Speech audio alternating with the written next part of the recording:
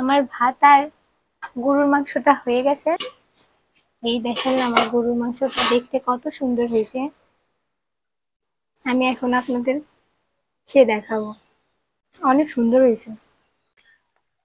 আজকে গরুর মাংস বাজার থেকে নিয়ে আসতেছি। আজকে গরুর মাংস রান্না করব।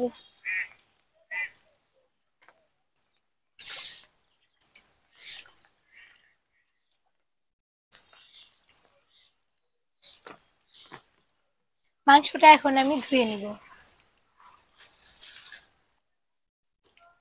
সুন্দরভাবে, ধুয়ে নিব, পরিষ্কার করে নিব।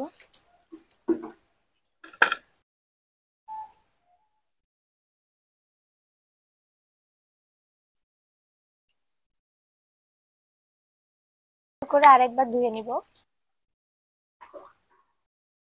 আমি এখন পেঁয়াজগুলা ছিলে নিব।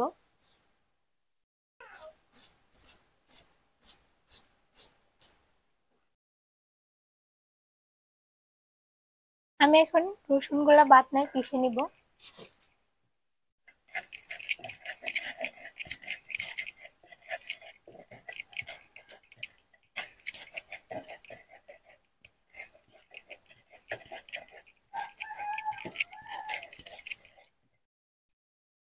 এখন আমার রসুন বাটাটা শেষ।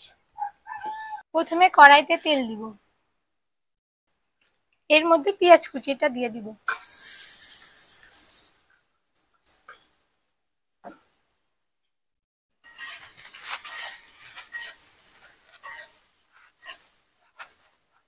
পেঁয়াজটা ভাজতে থাকবো।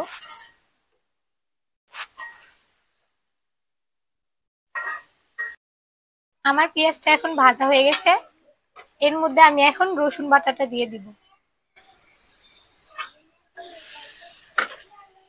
আমি একটু নাড়ে চাড়ে নিব।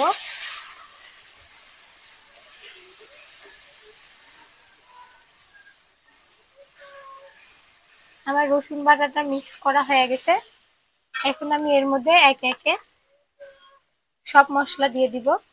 আমি প্রথমে দিয়ে দিলাম জিরার গুঁড়া পরিমাণ মতো।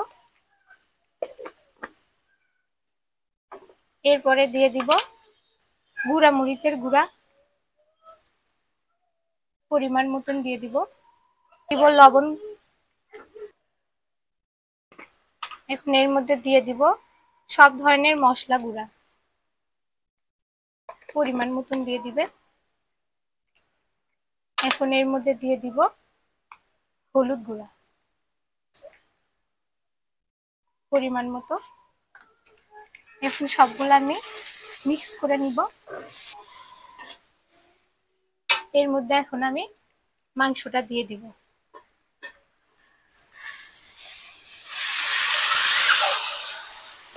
এখন সবগুলো আমি নাড়াচাড়া দিয়ে নিব। মাংসটা আবারও আমি একবার নাড়া দিয়ে নিচ্ছি। আমি অল্প একটু পানি দিয়ে মাংসটা এখন কষিয়ে নিব।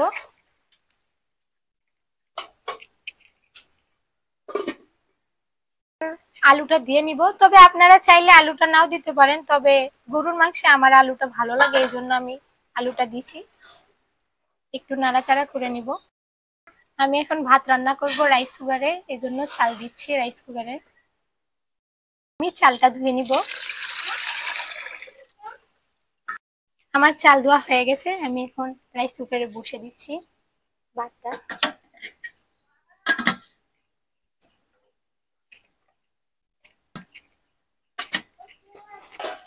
মাংসটা আবার নাড়ে দিব।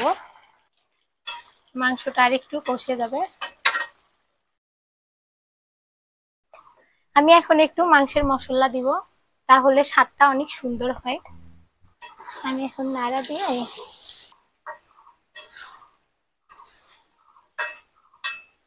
এখন আমি ঝোল দিয়ে দিব।